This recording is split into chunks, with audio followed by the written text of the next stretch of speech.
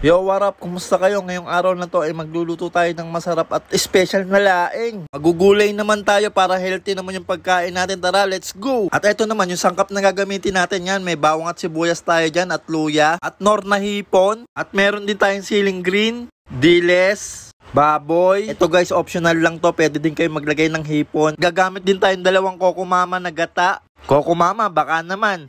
Meron din tayo ditong bagoong alamang. Ito yung dahon ng gabi na tuyo. Yan, medyo maraming lulutuin natin. Yan, nagpainit lang ako ng kawali tapos naglagay na ako ng mantika. At after nun, pipirito ko naman tong baboy.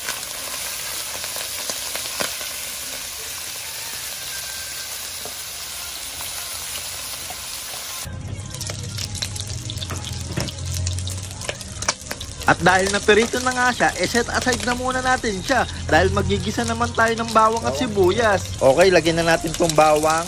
Unahin na natin.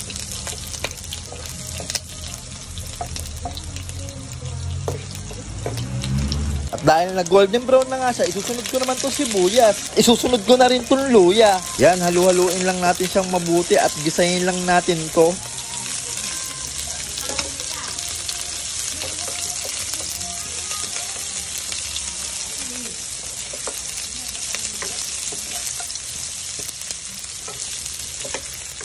At sa pagkakataon na to, ilalagay ko muna tong isang gata. Bale, isang gata lang muna ilalagay natin tapos mamaya yung isa naman. Tapos pwede din kayo magdagdag ng tubig dyan pero depende po sa inyo. Gaano kadami po ang lulutuin nyo. At susunod ko naman na ilalagay itong 2 kutsarang bagoong alamang. Yan, tansyahan na lang po para hindi maging maalat yung lulutuin nyo. At halu-haluin lang natin to.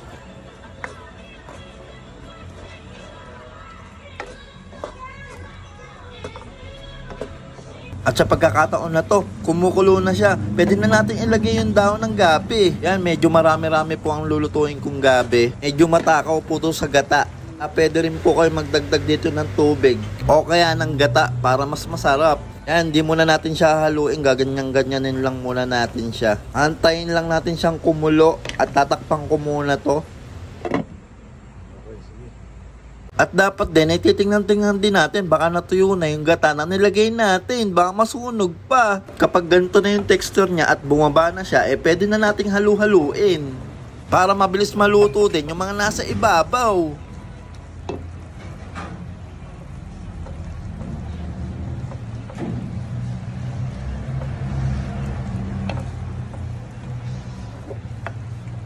So ayun, ilalagay ko naman yung pangalawang gata niya. Bali, uubusin ko na to lahat. Kung kailangan po magdagdag kayo ng gata, magdagdag po kayo para mas masarap. Yan, maglalagay na tayo ng nor na hipon na flavor.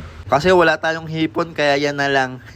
Tapos maglalagay lang din ako ulit ng isang plastic na pamintang durog. At ilalagay ko na rin tong isang plastic na diles. Bali, optional lang po ito. Pwede din po kayo na hindi na maglagay. Bali, naglagay lang din po ako ng diles kasi masarap din sa laing yun may diles. At lalagay ko na rin tong 3 siling green. Pwede rin kayo dyan maglagay ng siling pula kung gusto nyo po. Halu-haluin lang natin to para maging pantay yung pagkakaluto niya. Oh guys, try nyo na rin po itong lutuin. Napakadali lang siyang gawin. Maganda rin po itong pang ulam o pang negosyo. At masarap din itong lutuin, lalo na kung madalang talagang mapaparami kain mo dito. Maganda dito healthy pa kasi gulay siya. At yan, maglalagay lang ako dito ng asin. At sa paglalagay naman po ng asin, tansyahan na lang din po. Bali, konting asin lang ilalagay ko kasi naglagay na rin tayo ng bagoong alamang dyan. Yan, takpan muna natin at pakuluan lang din natin siya ng 5 minutes. Kapag ganito na yung texture niya, nagmamantika na, luto na yan. Grabe, na-miss ko talagang mag-ulam nito. Huling kain ko pa yata nito. Sa karinderya pa. Sigurado, sira na naman yung diet ko dito. Mapapa-extra rice na naman ako dito. Ano ba naman? Tingnan nyo naman. Itsura at amoy pa lang niya. Ang taob na naman kaldero namin dito.